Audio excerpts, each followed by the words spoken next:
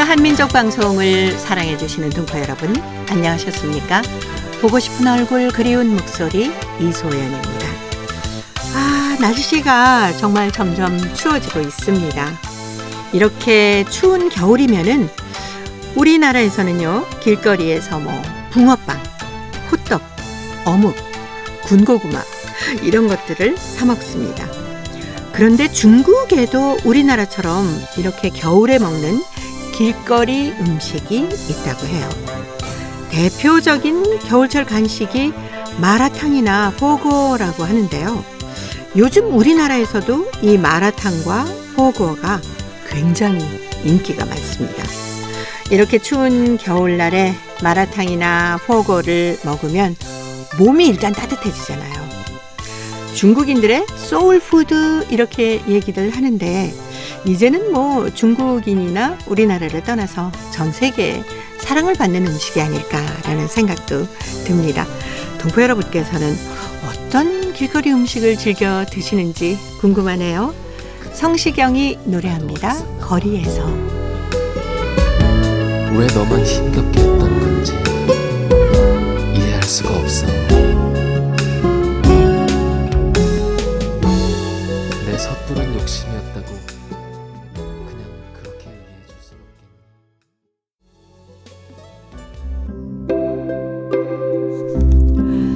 없겠네. 동포 여러분의 편지 사연으로 함께하는 시간 행복우체통입니다. 화요일에 편지 손님 홍익대학교 글로벌 경영학과 전춘화 교수님입니다. 어서 오세요. 안녕하세요. 마라탕 또 포거 얘기를 하니까 입에 막 침이 고이기 시작합니다. 그러니까요. 저는 중국에 네. 있을 때 솔직히 네. 그 마라탕하고 호거를 그렇게 많이 먹지는 않았거든요. 네. 그런데 여기에 와서 그 마라탕, 특별히 마라탕 같은 경우에는 좀 많이 개량된 것 같아요. 덜 개량된 건가요? 그러니까 덜 맵고 네. 덜 마란 느낌 들어 그런지 거기다 밥까지 이렇게 비벼 먹을 수 있잖아요. 네네. 네, 그래서 그런지 자주 먹게 돼요. 저도 그렇더라고요. 네, 먹은데 다음에 지나면 또 먹고 싶고. 네, 그리고 이게 은근히 중독성이 맞아요. 있어요. 그리고 특별히 여성분들이 굉장히 좋아하거든요. 만나면 뭐 먹을까 이러다가 특별한 게 없으면 네. 마라탕 먹까 하면 만장일치로 오케이예요. 예. 네. 중국에서는 또 거리 음식이 어떤 게 또 있습니까? 겨울 같은 경우에는 겨울과 상관없이 꼬치를 많이 그러니까 먹거든요. 네네, 예를 들어서 꼬치 많더라고요. 오징어 꼬치, 닭꼬치, 그런 그 양고기 꼬치, 네. 그리고 예를 들어서 야채, 두부, 건두부, 취두부 이런 걸 굉장히 많고 그 다음에 약간의 겨울 되면 탕후루 같은 게 있어요. 이렇게 과일에다가 네. 위에다 설탕을 입혔는데 네. 딱 얼었는데 굉장히 맛있어요. 우리 애는 맛있겠다. 중국 가면 탕후루를 계속 물어봐요. 탕후루 먹겠다고. 네. 그런 것도 있고 한국처럼 군고구마. 군고구마. 네, 이거 말하니까 막 입에서 네. 침이. 아니 근데 과일에다 설탕을 묻혀서 그게 살짝 얼면 네. 그건 아직 한국에서 못 본 것 같은데요. 이거는 먹으려면 명동 네. 쪽에 가면 있어요. 명동이에요? 예, 명동 가면 딸기다 하는 것도 있고 딸기가 제일 많겠죠. 그다음에 네. 이제 포도 이래가지고 네네네. 이렇게 과일 꼬치에다가 설탕을 쫙 입혀가지고 네. 이렇게 꽂아 놓거든요. 네. 그럼 거기서 고르면 돼요.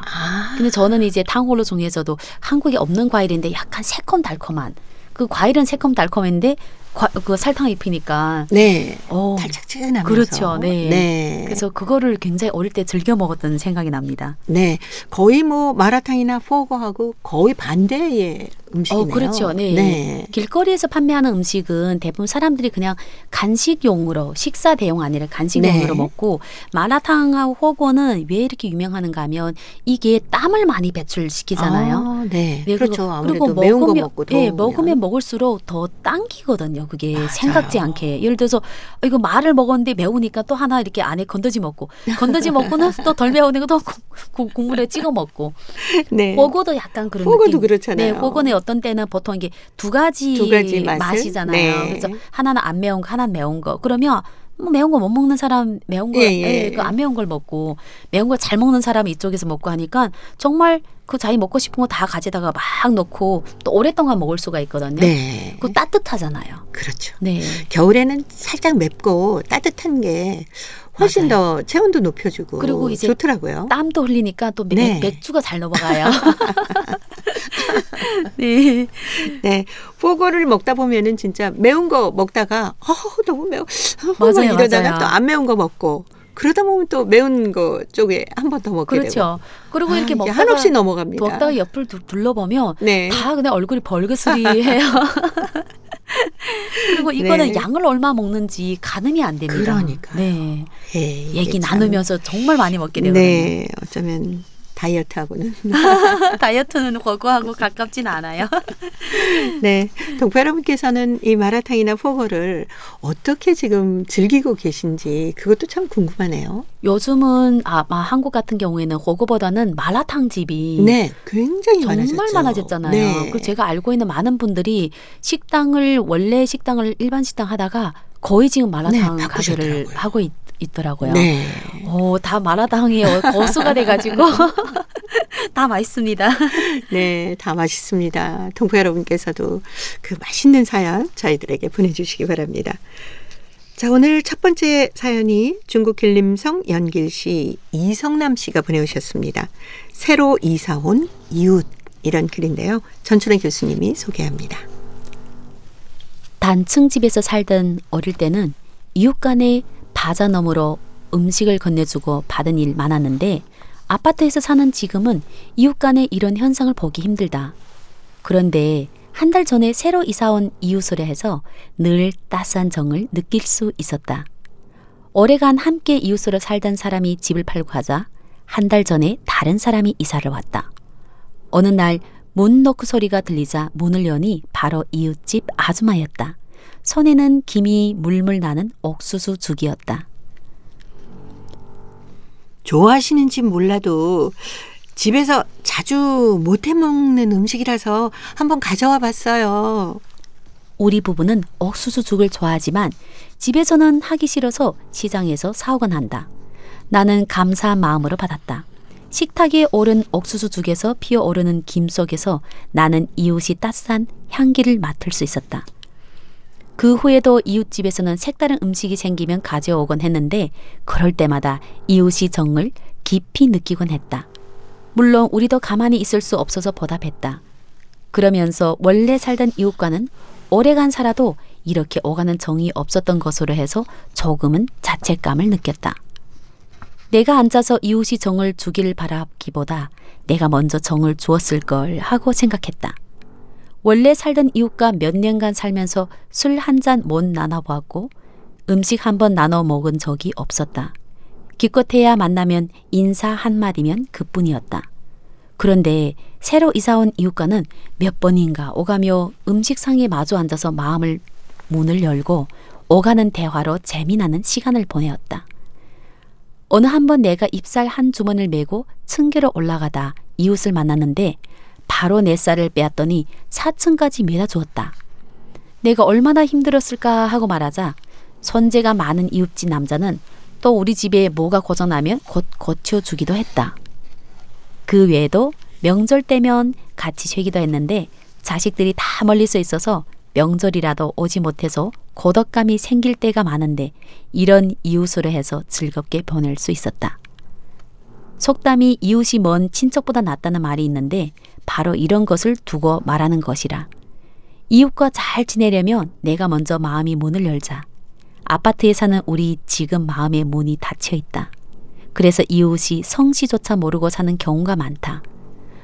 더욱이 이웃이 언제 이사 갔는지도 모르고 있다. 새로 이사온 이웃은 나에게 이웃을 사랑하는 법을 가르쳐 주었고 내 마음의 문도 활 열어주었다. 이제 함께 사는 날까지 이웃과 더 깊은 정으로 살고 싶다.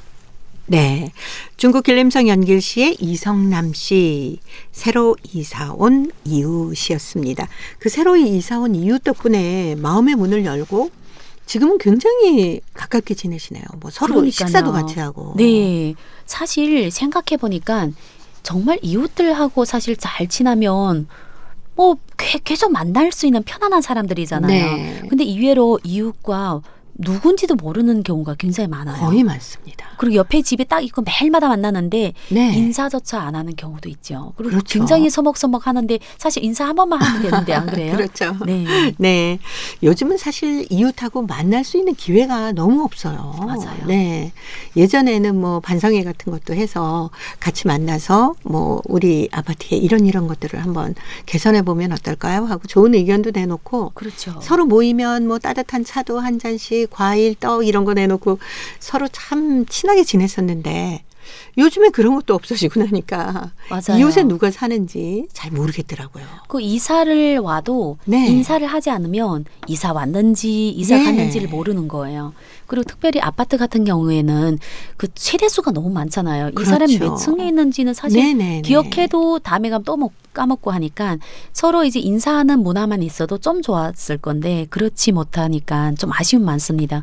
저는 어릴 때 이렇게 담장 있는 집에 살았거든요. 근데 그 담장은 벽이 좀 나지막했잖아요. 그렇죠. 벽이 아니라 그냥 나무로 만드는 거 네. 서로 다 보이니까 밖에서 엄마 아빠가 없어서 그냥 밖에서 기다리고 있으면 꼭 이웃 중에 누군가는 들어와 저녁 먹어라 뭐 그래요. 들어와서 기다려라 이래서 들어와라 꼭 그러셨잖아요. 그렇죠. 그러다 보니까 아이들이 옆집에 들어가 있는 건 굉장히 자연스러운 일이었거든요. 네. 근데 요즘은 사실 그렇게 하기가 조금 애매하죠. 그렇죠. 네. 뭐 누구를 함부로 막 들어와라 이렇게 하기도 그렇고. 맞아요. 네. 근데 마음은 사실 그때 마음하고 차이는 없는데 네. 어느 순간 이렇게 됐는지는 모르겠는데 많이 아쉽네요. 이웃하고 예. 사실 잘 베풀면서 살면 네네. 친척보다 낫지 않나요? 친척은 그럼요. 1년에 좀 한 멀리 번. 떨어져 네. 있으니까. 어떤 친척은 정말 몇 년에 한 번 볼까 말까 하잖아요.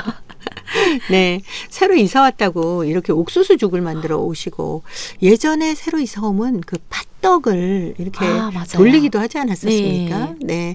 몇 호에 이사 왔습니다 하고 돌리면 또 빈 접시로 안 주시잖아요. 그렇죠. 거기다가 맛있는 과자라도 좀 담아서 네. 아이고 환영합니다 뭐 이렇게 했었는데 그 아름다운 풍습들이 다 어디론가 사라졌을까요? 저는 이제 동네가 다가구 주택이 좀 많아서 그런지 네. 아직까지는 인사 문화랑 이렇게 서로 주고받는 문화가 많아요. 네네네. 그래서 가끔은 저는 이제 아이가 공부하는 그 피아노 학원에서도 빵을 정말 많이 받아 먹어요. 거기서 네. 이렇게 또 빵을 누구 갖다 주면 저희한테 나눠주거든요. 하나든 네. 두 개든. 그 어떤 때는 솔직히 막 가져가기도 귀찮은데 계속 나눠주니까 이게 또 뭔가 해줘야 될 것 같고. 그래서 그러다 보니까 친해지는 거예요. 그렇죠. 그리고 어떤 때는 또 뭐 집에서 심은 그 배추가 있대요. 그러면 네. 그걸 또 갖다 주고. 예. 그러다 그거 보니까 괜찮네요. 네. 그래서 네. 어떤 사람은 이런 거 내가 받아 할 줄 몰라요. 그럼 어느 할머니한테 같이 갖다 줘요. 물론 할머니 드신 다음에 이렇게 만들면 조금만 가져다 먹고. 그러니까 네. 되게 정이 있다고 얘기해야 될까요? 예. 그래서 저는 아파트보다 그런 이제 맞아요. 단독이나 아니면 이제 다가구 물론 다가구. 약간 그 아파트 단지보다는 이쁘지는 않죠. 그런데 정이 있어 좋습니다. 네. 사실 예전에 이런 정이 참 많았었는데 제가 이제 그 먼저 살던 아파트가 그 복도식이었어요. 네. 근데 1호에 사는 분이랑 저는 8호에 살았는데 네. 굉장히 친했거든요. 1호에서 8호로 쭈르륵 뛰어다니면서 맞아요. 뭐 이제 음식을 좀 특별히 만들면 얼른 식기 전에 갖다 줘라. 주고, 예. 그래서 우리 애들이 음식 접시 들고 막 1호까지 뛰어갔다 오고 막 그랬던 생각나요. 드라마 그 응답해라 네네, 1988 거기 안에 1988. 나오잖아요. 네네네. 이쪽 집에 밥 먹고 저쪽 집에 밥 먹고 하면 거기서 뭐 마늘 갖다 줘라 그럼 저쪽 집도 갖다 줘라. 예. 그래가지고 그 엄마가 이제 뭐 특별한 일이 있다 그러면 그 집 애들 학교 끝나고 저희 집으로 오고 네. 그럼 저녁까지 함께 먹고 뭐 숙제하고 놀고 있으면 맞아요. 엄마가 또 와서 데리고 가고 저도 또 특별한 일이 있으면 그렇게 부탁도 하고 참 그 사람 사는 맛이 났었는데 그렇죠. 예, 요즘에는 혹시 그 이웃에 그 폐를 끼치는 게 아닐까 싶어서 그렇게 얘기하기도 참 힘들더라고요. 어떻게 생각하면 저희들이 또 본인 아니게 약간 마음의 문을 닫을 수도 있어요. 또 그런가요? 폐를 끼칠까 불편할까 네네네. 이렇게 생각하다가 그렇게 생각하니까. 습관이 안 된 거예요. 네. 오늘부터라도 네, 문을 먼저 열고. 문을 좀 똑똑 두드려서 날씨도 추운데 차 한잔 하실래요? 뭐 이렇게 맞아요. 하는 것도 그럼 절대 거절을 안 할 좋겠죠. 겁니다. 그렇죠. 속으로 기다렸어요 할 수도 있거든요. 좋은 방법이네요. 동포 여러분께서도 꼭 그렇게 한번 해보셨으면 좋겠네요. 오키입니다. 이웃 사촌.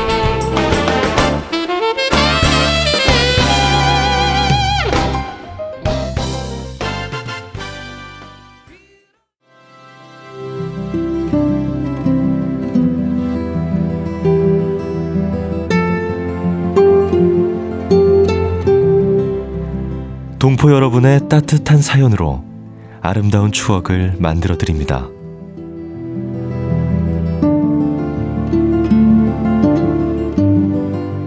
보내실 곳은 대한민국 서울특별시 영등포구 여의공원로 13 KBS 한민족방송 보고 싶은 얼굴 그리운 목소리 담당자 앞이고요. 인터넷 주소도 알려드립니다. KBS 홈페이지 www.kbs.co.kr에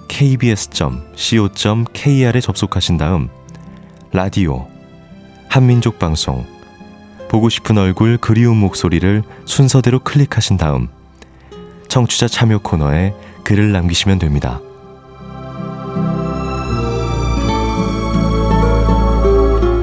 정다운 이야기와 아름다운 음악이 있는 보고 싶은 얼굴 그리운 목소리, 동포 여러분과 늘 함께하겠습니다.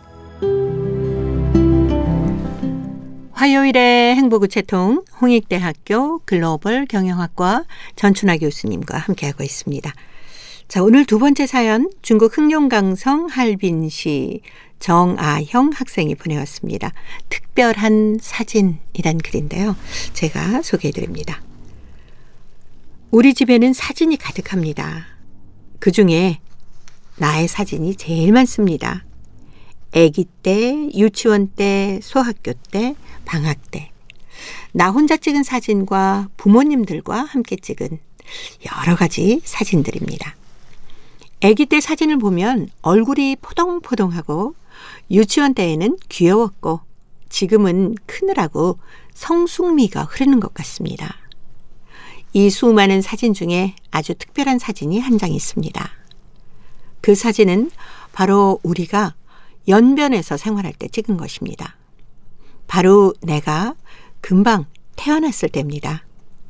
사진 속의 아기는 신기한 세계를 바라보는 호기심에 똘망똘망한 두 눈이 반짝반짝 빛났습니다. 앵두 같은 입을 벌리고 자기를 안고 있는 아버지를 바라보고 있습니다. 아버지는 안으면 부서질까, 놓으면 날아갈까 아주 조심스레 아기를 안고 있습니다. 옆에 있던 어머니는 그런 아기와 아버지를 바라보며 행복한 미소를 짓고 있습니다. 나는 이 사진을 보며 생각에 잠겼습니다. 와, 아기 때, 나 정말 포동포동했구나. 그리고 아버지하고 어머니가 이렇게 젊었었네. 이 사진은 10년 전에 우리 가족 사진입니다. 나는 벌써 소학교 4학년 학생이 되었고 아버지와 어머니의 귀밑머리에는 하얀 머리카락이 가담가담 섞여 있습니다.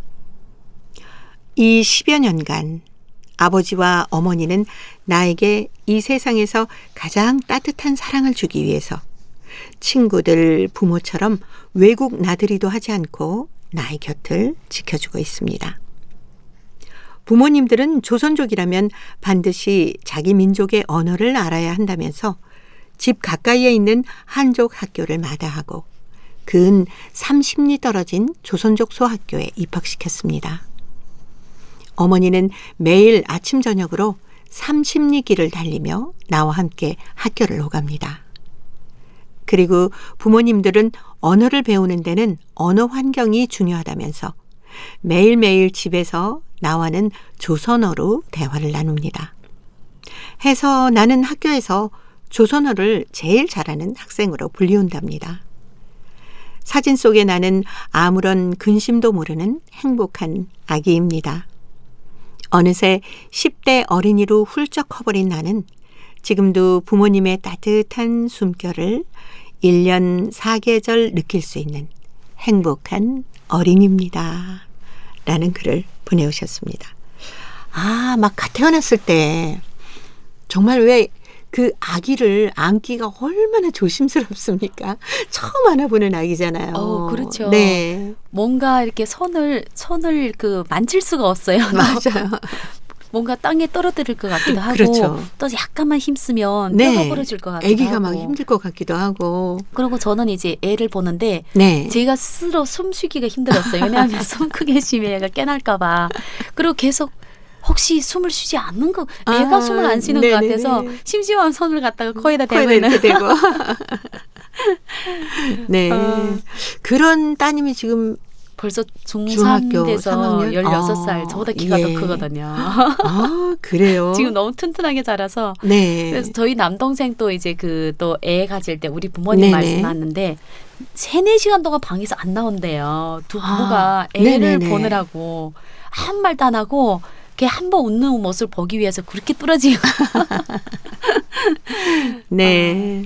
사실 그 왜 오래된 사진을 보고 있노라면은 그때 그 시절로 돌아가게 되지 않습니까? 그렇죠. 그래서 그 오늘 편지를 보내온 정아형 학생이 10년 전에 자기 아주 갓난아기일 때 사진을 보면서 아, 내가 이렇게 푸동푸동, 아기들은 왜 다 포동포동하잖아요. 그렇죠. 이렇게 볼이 그냥 미어 터질 듯이 동글동글한 맞아요, 아기들이 맞아요. 많지 막 않습니까? 소시지 같은 팔다리. 네, 그러면서 그 어머니 아버지가 이제 귀밑머리에 희끗희끗하게 흰머리가 좀 가닥가닥 나신다라고까지 느끼고 있어요. 그러니까 이 네. 아이가 정말 학년이 어린데도 불구하고 네네. 그 좀 어른보다 더 이렇게 그 생각을 잘 많이 하는 것 네, 같아요. 사실 우리가 생각이 가끔은 깊어요. 어머님 옆에 흰머리 자랐다는 걸 잘 못 느낄 때도 있잖아요. 근데 네. 10대인데 저는 이제 제 나이 때 되니까 그 부모님 흰머리가 그렇죠. 눈에 띄게 보이는데 네. 얘는 10대가 보인다는 거. 10살인데 이제 그러니까요. 4학년이면 11살. 네. 깊이 있는 애네요. 네. 그래서 그 어머니께서 가끔 이제 조금 컸을 때 뭐 흰머리 한 개 뽑으면 10원 준다. 뭐 이렇게 해서 맞아요. 서로 뽑겠다고 막 했었는데 어머니께는 그게 약간 서글픈 흰머리가 아니었을까라는 그렇죠. 생각도 들고. 저도 지금 생각해 보니까 그때 흰머리 나는 거를 그냥 뽑아주는 재미에 네. 했던 것 같은데 이때도 저도 그때 10대였던 것 같은데 철이 그러니까요. 없네요. 네. 이 사진 속에는 참 우리가 그 기억하고 싶은 것들을 그대로 사진에 담아놓지 않습니까? 네. 요즘에는 스마트폰으로 뭐 언제 어디서든지 사진, 동영상 다 찍을 수 있기 때문에 좋습니다만은 예전에는 사진이 귀했을 때 네. 생각 혹시 나세요? 예전에 대청마루 있는데 맞아요. 할아버지, 할머니 사진, 흑백 사진 막 이렇게 걸려 있고 그렇죠, 그랬었잖아요. 그렇죠. 네. 근데 저희는 오히려 사진 출력해서 이렇게 땄던 사진들이 네. 사진첩에 있는 게 더 좋아요. 지금은 너무 많이 찍어가지고 네. 어떤 때는 보관을 잘 못해가지고 다 맞아요. 없어질 때가 있거든요. 또 약간 삭제도 해야 되고. 맞아요. 그래서 오히려 사진을 많이 동영상 많이 찍지만 정말 남을 만한 사진, 귀할 네. 때 찍은 사진은 그 사진들이 오히려 더 좋습니다. 그래서 많이 찍는 것보다 이렇게 몇 컷 정도 남겨서 네. 책을 만들거나 이러면 좋은데 저는 맨날 찍고 어디 간지 없어요. 네, 아마 동포 여러분께서도 비슷한 모습이실 것 같아요. 그래도 예전의 사진들은 앨범에 하나씩 맞습니다. 붙이고 그 밑에다가 짤막짤막하게 막 설명도 써놓고 맞아요. 그랬었거든요. 그런 소중한 앨범들도 많이 네. 갖고 계실 것 같은데요. 약간의 정성을 들여서 만든 그런 사진들이 추억을 네. 많이 남기고 해서 이 사진 보니까 또 우리의 어릴 때 사진 한번 찾아봐야 되겠습니다. 네, 동포 여러분께서도 약간은 빛이 바랜 흑백 사진 한번 보시면서 여보 우리가 이때는 이랬지 하면서 오늘 즐거운 대화를 좀 만들어 보셔도 좋을 것 같으네요. 유희열이 불러주는 흑백 사진 들으면서요.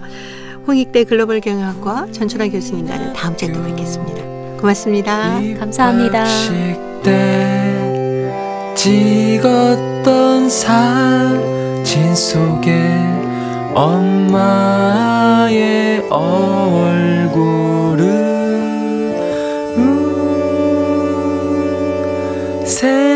세상에서 제일 예쁜 미소로 가득해.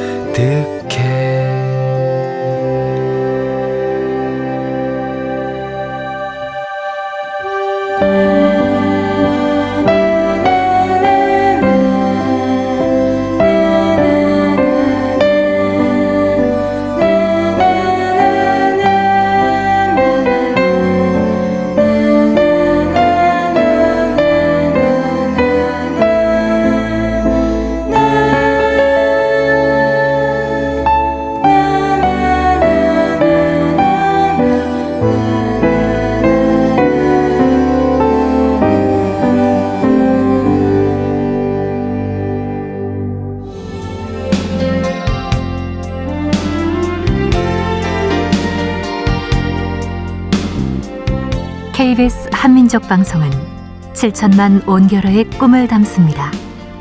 지구촌 곳곳으로 뻗어나간 한민족의 중심 채널 KBS 한민족 방송은 더 나은 미래를 위한 초석이 되고자 합니다.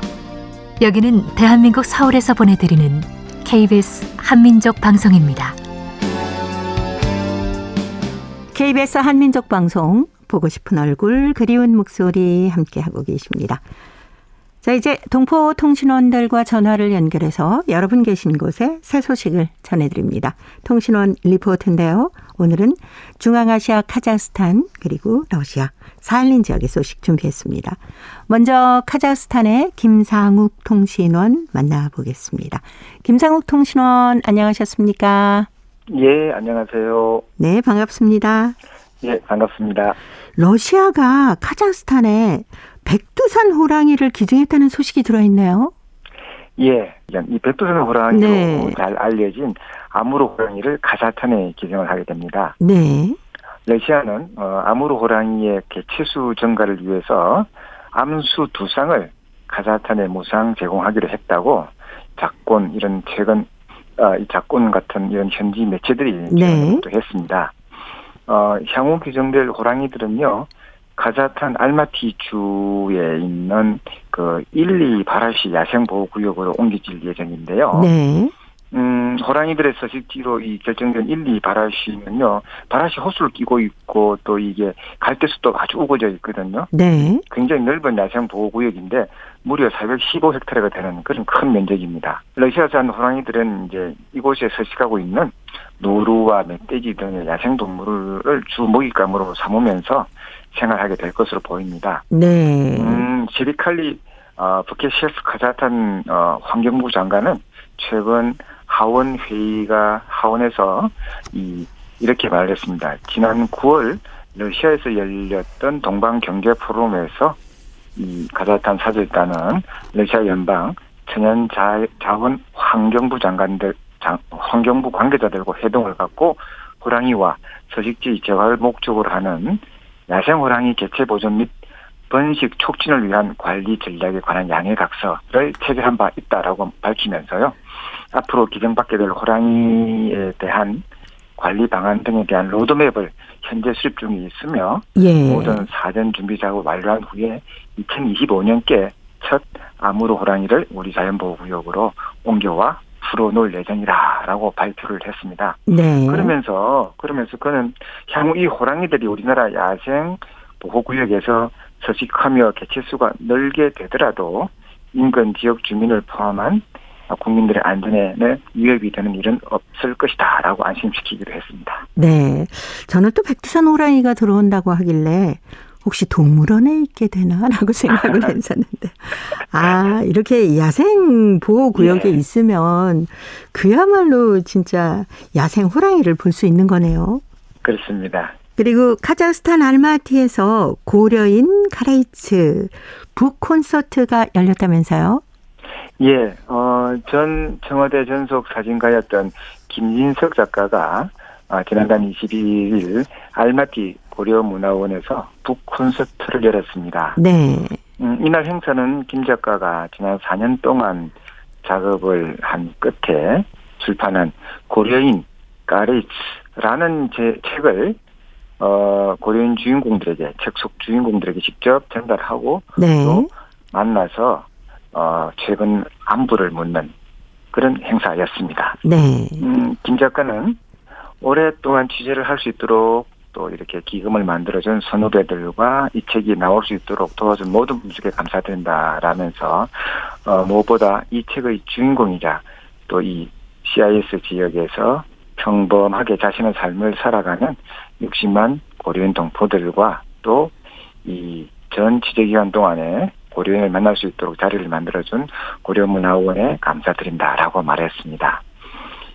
또한 그는요, 책 속에 등장하는 자신들의 모습을 보고 기뻐하고 즐거워하는 모습에 그 어떤 북 콘서트보다 의미가 있었다 하면서 네. 이로써 고려인 사진 작업이 일단 마무리가 되었고 앞으로 조금 더 고민하고 준비해서 한국에 계신 분들과 이야기가 나눌 수 있는 시간을 만들어 보겠다라고 향후 계획을 밝혔습니다. 이 책에는요, 과거 고난과 또 영광의 역사를 고스란히 간직한 고려인 원로 세대뿐 아니라 자신의 뿌리를 찾고자 노력하는 지금 현재 고려인 허리 장년 세대 네네. 그리고 자신들의 일상을 당당히 살아가는 어떤 젊은 고려인 차세대 고려인들까지 그들의 웃음과 그들의 또 이 슬픔 이런 것들을 선명한 해설과 아주 대비시켜서 예. 아주 잘 표현한 사진첩이기도 합니다. 네. 어쩌면 우리 중앙아시아 지역에 살고 계시는 고려인들의 살아있는 역사책 같은 거겠네요. 맞습니다. 예. 네. 저희도 기회가 되면은 김 작가님의 사진도 좀 볼 수 있었으면 좋겠고 초대석에 모시고 여러 가지 얘기도 좀 나눌 기회 만들어 보도록 하겠습니다. 예. 네. 오늘 소식 잘 들었습니다. 네, 감사합니다. 네, 고맙습니다. 카자흐스탄의 김상욱 통신원이었습니다. 자, 이제 사할린으로 가봅니다. 배순신 통신원 만나볼까요? 배순신 통신원 안녕하셨습니까? 네, 안녕하세요. 반갑습니다. 네, 반갑습니다. 한국은 어버이날이 있고요. 지금은 어머니날이 따로 없는데 러시아는 어머니날이 있다면서요. 네, 12월의 마지막 일요일은 러시아에서 어머니날로 기념하거든요. 올해는 11월 27일이 어머니날인데 지난달 26일 오후 3시 사하린 한인문화센터 강당에 130여 명이 모인 가운데 어머니날 기념 행사가 개최되었습니다.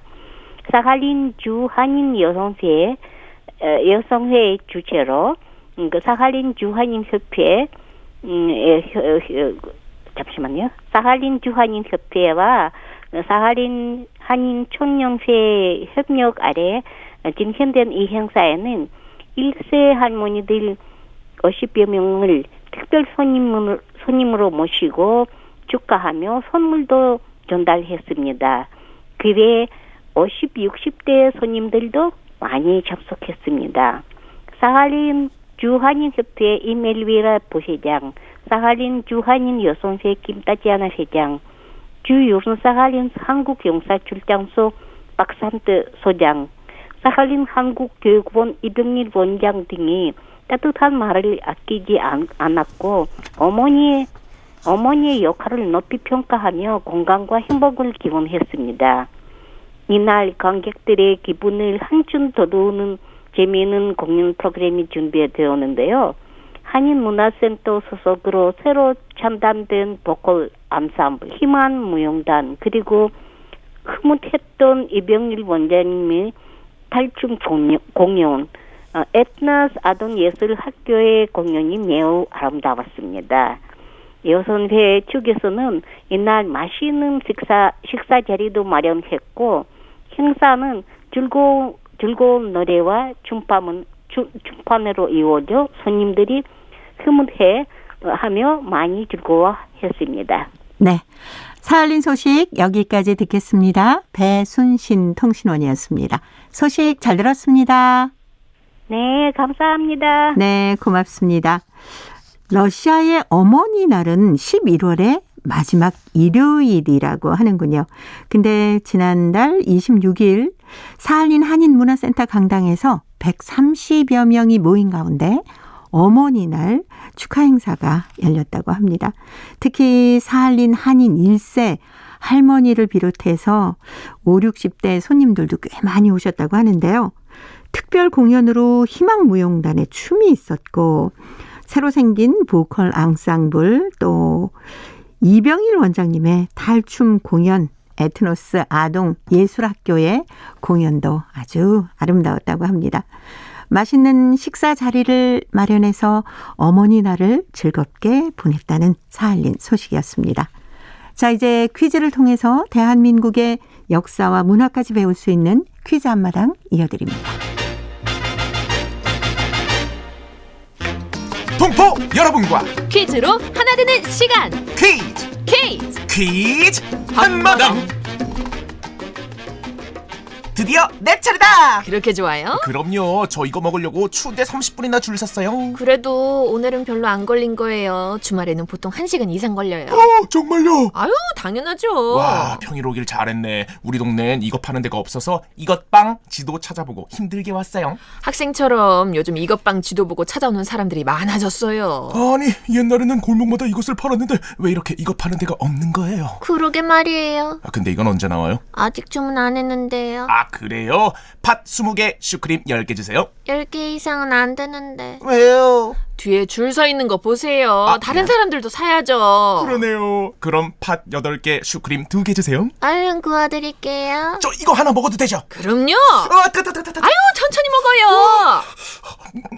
먹어요. 와, 바로 이 맛이야. 바로 이 맛. 동네에 이거 파는 데가 없어서 이것빵 지도를 보고 멀리까지 가 줄 서서 이걸 사네요. 한영씨, 저 이거 사왔어요. 이것도 먹어요. 아유, 진짜. 자, 요즘 이것 파는 곳에 길게 줄 서 있는 건 흔한 풍경이 됐습니다. 이것은 붕어 모양의 틀에다가 묽은 밀가루 반죽과 팥소를 넣어서 만든 풀빵입니다. 언제부터 이것이 생겼는지는 정확한 연도는 알 수 없지만 일제강점기에 생겨난 것만은 분명하다고 해요. 일본의 도미빵이 이것의 기원이라는 설이 있는데 도미 모양의 틀에 팥이 들어간 밀가루 반죽을 넣고 굽는 제조 방법이 이것도 비슷하다고 합니다. 이것의 전성기는 6.25 한국전쟁 직후와 1990년대 말 외환 위기 때였는데요. 먹을 게 부족하고 직장을 잃은 사람들이 거리로 몰려나오던 시절, 이것은 힘든 걸 잠시나마 잊게 해주는 간식이 됐습니다. 이것의 형태는 풀빵, 국화빵, 잉어빵으로 바뀌었지만 최고의 인기는 역시 이것이죠. 예전에는 찬바람이 불면 골목 노점상마다 이것을 팔았는데 원재료값도 오르고 다른 먹거리들도 많아지면서 이것 노점상을 찾아보기 힘들어졌습니다. 자, 여기서 문제 나갑니다. 빵빵! 붕어 모양의 틀에다가 묽은 밀가루 반죽과 팥소를 넣어서 만든 풀빵을 말하는데요. 겨울철 대표적인 간식으로 길거리에서 이것을 팝니다. 이것은 무엇일까요? 자, 보기 드립니다. 1번 건빵, 굿빵, 2번 띠띠 빵빵, 띠띠 빵빵, 3번 붕어빵. 붕어빵. 정답을 보내주신 분 가운데 일주일에 한 분 추첨해서 소정의 상금이나 상품을 보내드립니다. 퀴즈 한마당, 지금까지 성우 박성광, 배아경이었습니다. 네, 저도요 이것을 정말 좋아합니다. 예전에는 뭐 버스 정류장, 시장 같은 곳에 이것을 파는 노점상이 많았었거든요. 근데 요즘에는 찾아보기가 어렵더라고요. 그래서 가끔 이것을 파는 곳을 보면은 그냥 지나칠 수가 없어서 꼭 사곤 합니다. 예전에는 이것 소로 팥을 넣은 것이 많았는데 요즘에는 뭐 슈크림도 있고 고구마, 치즈, 뭐 피자 여러 가지 재료를 넣은 다양한 이것이 나와 있습니다. 그래도 저는 역시 팥 넣은 게 제일 맛있는 것 같아요. 동포 여러분께서는 이것 중에 어떤 걸 즐겨 드시나요? 동포 여러분 계신 곳에도 아마 이것 파는 곳이 꼭 있을 것 같습니다.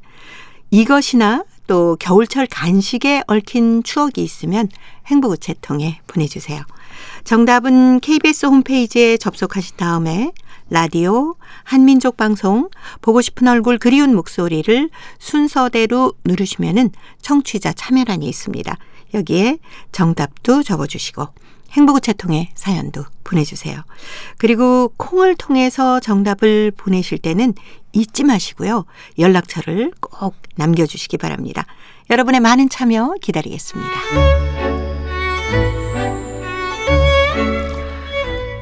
고려인들의 역사를 재조명하고 그들의 삶의 애환을 살펴보는 시간, 고려인 이야기. 사단법인 고려인 마을 역사유물전시관의 김병학 관장님 전화로 만나보도록 하겠습니다. 관장님 안녕하셨습니까? 네, 안녕하십니까. 한 주 동안 잘 지내셨습니까? 예, 덕분에 잘 지냈습니다. 예. 네, 현재 그 한국에 와서 생활하고 계시는 고려인들이 전부 하면은 어느 정도나 될까요?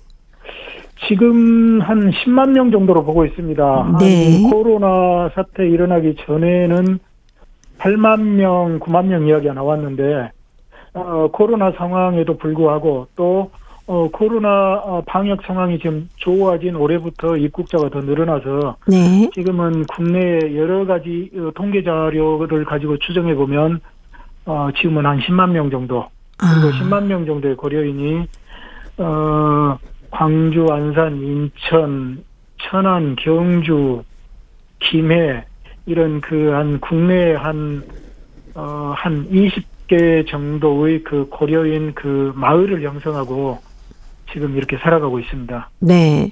아무래도 안산 지역에 살고 계시는 분이 많다라고 지난번에 말씀하시지 않았습니까? 네. 뭐 일자리 때문이기도 할 것 같아요. 이 광주나 다른 지역에 고려인 마을이 생기기도 전에 네. 안산에는 원래 외국인 노동자들이 많이 들어왔죠. 예. 거기에는 이제 비단 고려인뿐이 아니고 중국의 우리 그 조선족 동포들이나 네네. 또 그 외에 그 여러 동남아시아나 중동 지역에서 온 그 외국인 노동자들 그렇게 많이 들어와서 공단 지역이 있으니까 거기에서 이렇게 형성된 곳이 이제 그 안산인데, 그러다 보니까 고려인들도 자연의 수가 많아져서 그쪽에 수가 많이 있게 된 거고요. 이제 그에 이제 인천이나 또 다른 지역으로도 네. 공단 지역이 있으니까 이 수도권 지역에 많이 들어섰고요. 또 이제 그 영남 지역에도 아무래도 우리나라 공단 지역이 많이 있다 보니까 네. 김해나 경주, 부산에도 오래전부터 고려인들이 집거리 살고 있었고요. 예. 또 광주도 그렇지만 또 역사가 거기에 비해서 또 짧지는 않죠. 광주도 사실은 이 하남공단 있고 평동산단 있고 이 광주 고려인 마을에서 멀지 않습니다. 이곳에 네. 공단이 있고요. 또 그러다 보니까 사실은 1990년대 중반부터 그 일본 노동자들이 들어와 살기는 했습니다. 그런데 예. 2000년 무렵부터 이제 본격적으로 어떻게 보면 정착화된 이 거주가 시작이 된 것이죠. 그럼 광주 고려인 마을에는 고려인 분들이 얼마나 살고 계신가요? 광주에는 지금 한 7,000명 정도입니다. 네. 지금 7,000명이란 숫자가 이렇게 도달한 지는 벌써 한 3, 4년 되는데요. 이제 여기에는 이제 더 많은 숫자가 모여 살기 위해서는 그 여러 가지 그 인프라 또 그리고 공단이나 이런 규모가 더 확장이 되면은 더 늘 수도 있겠죠. 그런데 네. 일단은 광주 고려인 마을 이 월곡동 중심으로 집거에 사는 이 고려인들은 여러 가지로 추산했을 때 한 7,000명 정도. 네. 이 정도가 공동체를 이루고 생활하고 있습니다. 예. 이 광주 고려인 마을에 고려인들이 이렇게 많이 사는 것에 대해서 이 지역 주민들의 반응은 어떻습니까? 여기 주민들이 처음에는 어디 가나 그렇죠. 처음에 숫자가 미미했을 때는 관심의 대상도 아니었고요. 네. 수가 어느 정도 이렇게 늘어나면서 지역 주민과의 그 거리감이 생긴 건 사실이죠. 어느 지역에서나. 네네네. 이 지역 주민들은 터전을 뺏긴 듯이 생각될 수도 있고, 예. 또 언어가 전혀 통하지 않고 이런 부분에서 그 위화감이 조성됐던 적도 있습니다. 그런데 여기는 참 슬기롭게 극복을 했던 게, 예예. 이 문제가 2016년 무렵까지는 이게 그 문제로 좀 대두된 적이 있습니다. 네. 그런데 2017년에 고려인 강제주 80주년 기념식을 네. 이전에는 고려인들끼리만 조촐하게 하다가 처음으로 국립아시아문화전당이 광주에 있는 전당에 가서 아주 규모 큰 행사로 진행을 다양하게 하면서 마을 주민들도 초청을 하고, 그 기회에 2017년 한 해에 고려인을 서로 이해할 수 있는 어떤 강연, 이런 행사, 이런 걸 하면서 주민들과의 소통이 꼭 필요하다 해서 네. 소통하게 됐고, 그걸 계기로 고려인 동행위원회를 이 마을에서 발족을 했습니다. 예. 그래가지고 여기에 동행위원회가 여러 가지 고려인들과 이렇게 소통하고 상생할 수 있는 그 다양한 활동들을 해오면서 이제는 이 지역의 주민들도 고려인 이 마을 행사에 적극적으로 지금 여러 부분에 참여를 해서 지금 같이 활동하고 있습니다. 네. 그러니까 사실 그동안에 고려인과 우리의 어떤 역사를 몰랐기 때문에 그러셨던 게 아닐까요? 역사도 몰랐고 가장 큰 것이 언어 문제와 이 문화 문제였죠. 네. 가장 중요한 게 언어가 안 통하는 겁니다. 예, 그렇죠. 예, 그리고 이제 뭐 문화는 그들의 행동이나 이런 것에서 드러나니까 생활 방식이나 네. 이런 데서 사실은 좀 어려움이 있었었죠. 예. 그래서 요즘에는 뭐 광주 고려인 마을에서 무슨 일이 생기면 광주 시민분들이 훨씬 더 적극적이다. 이렇게 얘기하더라고요. 참 그간에 그 보이지 않는 데서 네. 꾸준히 그 활동해 오셨던 그 활동가들, 그리고 여기에서는 사실은 광주 지역의 변호사를 비롯한 그 법률위원들도 무료 법률 자문을 내서 여러 가지 임금 문제나 체류 문제 같은 걸 이렇게 애로사항을 해결해주고 있고, 네. 그 의료계 종사자들은 이 무료 진료를 지금 매주 이렇게 돌아가면서 그 여기에 무료 진료를 해주고 있고, 여러 가지 이런 제 활동을 서로 하면서 여기가 어떻게 보면 많은 그 뜻있는 분들이 어떤 그 봉사 정신을 이렇게 펼칠 수 있는 네. 어떤 그런 핫플레이스가 됐다고 볼까요? 그리고 또 고려인들은 그 역사적으로 굉장히 그 어떤 아픔을 많이 겪었지 않습니까? 네네. 그래서 이런 고려인들의 그 아픔의 역사, 순환사, 네. 이런 것들이 최근 몇 년간 많이 조명이 되면서 우리가 어려웠을 때 붙잡지 못하고 떠나보냈던, 그리고 네. 항일운동을 위해서도 그 뜻을 가지고 건너갔던 네. 이런 뜻 있는 분들의 후손들이 이런 어려움에 처했는데 우리가 그걸 갚아야 되지 않나, 어떤 역사적인 부채의식, 그렇죠. 예, 이런 게 지금 그 많이 느끼면서 뜻 있는 분들이 굉장히 많이 자신들의 어떤 네. 마음을 전하고 예. 함께 살아갈 수 있는 방안을 찾는데 땀을 흘리고 있습니다. 예, 참 감사한 일입니다.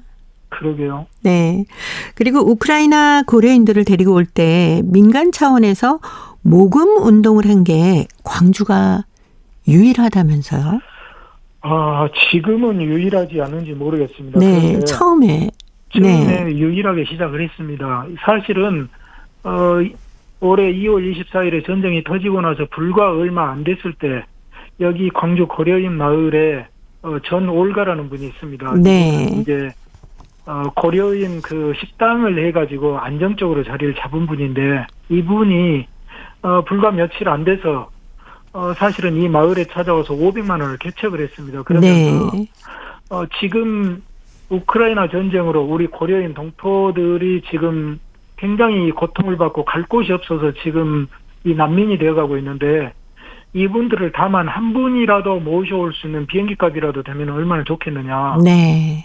그래서 이 마을에서 그걸 가지고 대대적으로 이 실상을 알렸죠. 예. 이렇게 이런 분들이 있다. 그래 가지고 이분이 또 며칠 후에 다시 500만 원을 개척을 했어요. 네.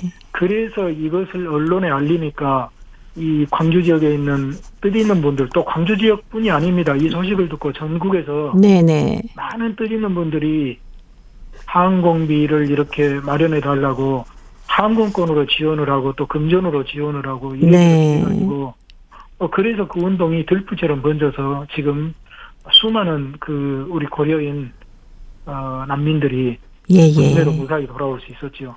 네. 이렇게 광주에 고려인들이 살게 되면서 광주 고려인 마을은 물론이고요. 또 김병학 관장님이 운영하는 고려인 마을 역사유물 전시관도 빼놓지 않고 돌아보고 있다면서요.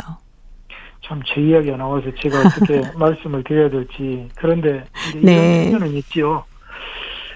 고려인들의 어떤 역사적인 그 유물, 또 그들의 육필원고나 각종 남긴 수적들을 네. 모아서 지금 이렇게 그 수적들의 원본을 가지고 이렇게 전시관을 만들어서 하고 있는 경우는 사실상 유일하죠, 이곳이. 네, 그렇죠. 물론 이제 고려인들이 개인적으로 뭐 소지품을 일부는 가지고 있겠지만 그것은 이제 의미 있는 정도까지 규모가 많지는 않고요. 네. 그러다 보니까 또 고려인들이 또 한 가지는 중국 조선족 같은 경우는 조선족 자치구가 있어서 자기들의 역사와 문화와 언어를 배웠지만, 고려인들은 소비에트 역사, 러시아어 이것만 모국어로 배웠지 우리 역사에 대해서는 스스로 많이 알지 못했습니다. 네. 가르친 적도 없어서. 그런데 역으로 이곳을 통해서 고려인들의 역사가 조명되고 그들의 문화와 학문적인 업적이 또 새로 알려지고 이러면서 이제 아는 분들은 정말 이것을 뜻있게 보고 네. 꼭 이렇게 찾아오고 싶어 하는 곳, 이런 곳이 지금 점점 되어가고 있어서 저도 보람을 받고 지금 일을 하고 있습니다. 네. 자, 고려인 이야기. 오늘은 광주 고려인 마을의 성장 배경을 살펴봤습니다. 오늘도 사단법인 고려인 마을 역사유물전시관의 김병학 관장님이었습니다. 다음 주에 또 말씀 들려주세요. 네. 알겠습니다. 고맙습니다. 장미 여관이 불러주는 우리 함께 들으면서 저도 인사드립니다. 오늘도 함께해 주신 동포 여러분 고맙습니다. 우리의 힘겨운 시간 잘 견뎌